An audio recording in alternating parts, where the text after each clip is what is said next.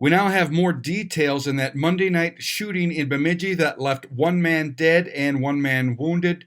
Formal charges have been filed against Antonio Parkhurst. He's been charged with one count of second-degree murder without intent while committing a felony and one count of assault second-degree weapon with substantial bodily harm. Police have identified the murder victim in this as 20-year-old Lupe Rosillo. Another man, 18-year-old man, was shot in the leg and since released from the hospital. Now, here are more details on all this. Reading directly from the criminal complaint, quote, on February 17th at approximately 10:30 p.m., the City of Bemidji police officers responded to 1114 Minnesota Avenue Northwest in the City of Bemidji to investigate a report of multiple gunshots. Upon arrival, officers observed a male lying on the ground in front of the walkway of the house. Officers determined that he was deceased and his identity was L.R. Lupe Rosillo, a 20-year-old male. Officers spoke with a witness, L.J., who stated that she was present in the residence earlier and that L.R. and another individual, J.B., and a young man by the name of Antonio Parkhurst, the above named defendant, were present in a room inside the home. L.J. stated that she was not present in the room with these three persons but heard two gunshots. L.J. stated that she ran out of the house, found L.R. in the front yard, and called 911. While police officers were investigating at the scene, dispatch received a call from medical staff at Sanford Emergency, reporting J.B. was being treated for a gunshot wound. He has since been released from the hospital. Back to the complaint, officers responded to Sanford Hospital and met with J.B., who reported that he was jumped by Parkhurst in the alleyway behind the residence of 1114 Minnesota Avenue. J.B. reported that Parkhurst robbed him at gunpoint and shot him with a handgun.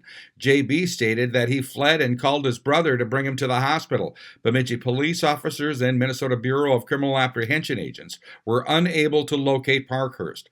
Because of the discrepancies between L.J.'s and J.B.'s statements, law enforcement continued further investigation on February 18th and 19th. L.J. subsequently informed City of Bemidji police detectives and BC agents that she, L.R., J.B., and another female, D.M., conspired to lure Parkhurst to the residence for purposes of robbing him of money. L.J. informed law enforcement that she contacted Parkhurst and invited him to the residence. L.J. stated that after 10 p.m. February 17th, Parkhurst arrived and she and D.M. directed Parkhurst into a smaller bedroom.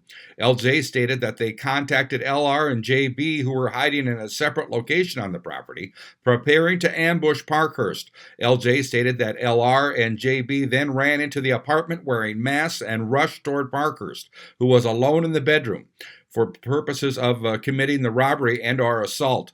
L.J. stated that she heard two gunshots, panicked, and fled the apartment along with D.M.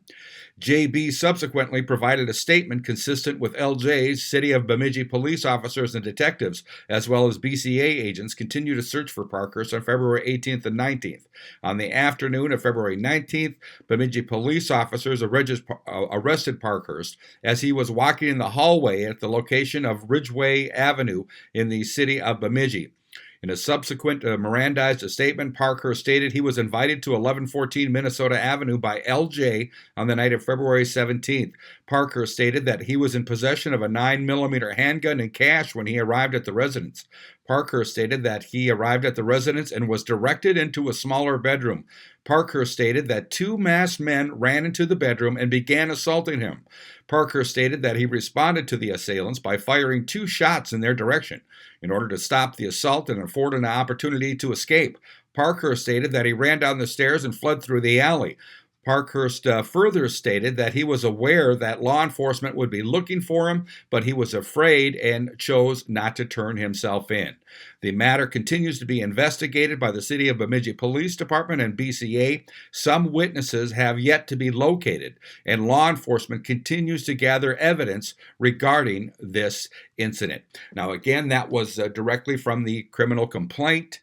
Antonio Parkhurst is being charged with one count of second-degree murder without intent And assault, a second-degree dangerous weapon. That first count of second-degree murder carries a maximum sentence of 40 years.